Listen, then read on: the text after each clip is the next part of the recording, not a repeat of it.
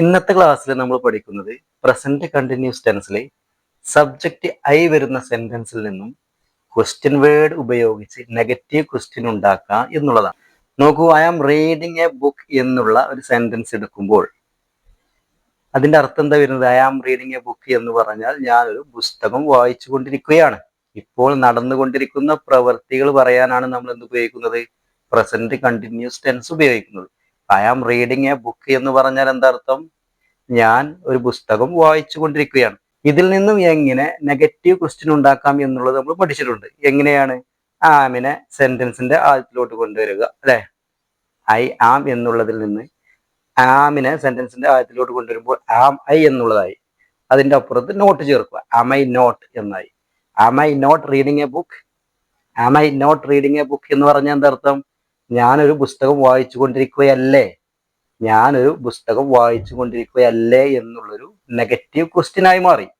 ഇത് നമ്മൾ പഠിച്ചിട്ടുള്ളതാണ്, അല്ലെ?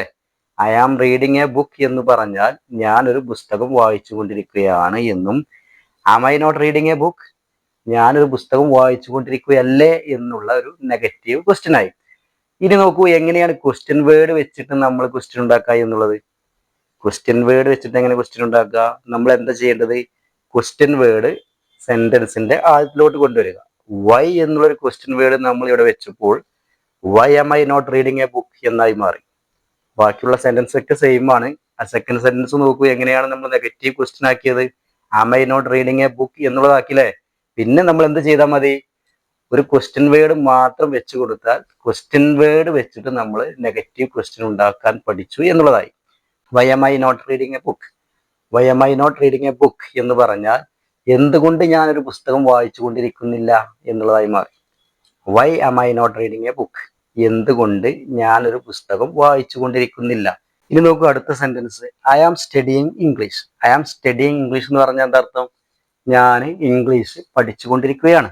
ഇതിൽ നിന്ന് നമുക്ക് എങ്ങനെ നെഗറ്റീവ് ക്വസ്റ്റ്യൻ ഉണ്ടാക്കാം? ആമിനെ സെന്റൻസിന്റെ ആദ്യത്തിലോട്ട് കൊണ്ടുവരിക, അല്ലെ?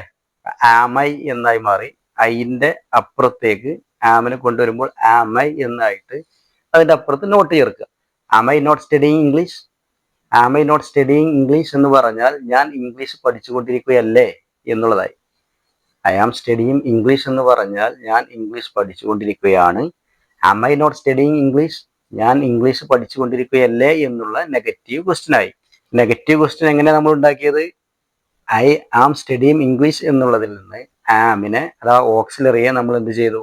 സെന്റൻസിന്റെ ആദ്യത്തിലോട്ട് കൊണ്ടുവന്നു. സബ്ജക്റ്റിന്റെ അപ്പുറത്തോട്ട് കൊണ്ടുവന്നപ്പോൾ ആം ഐ എന്നായി മാറി. പിന്നീട് നോട്ട് ചേർത്തു, am I not studying English?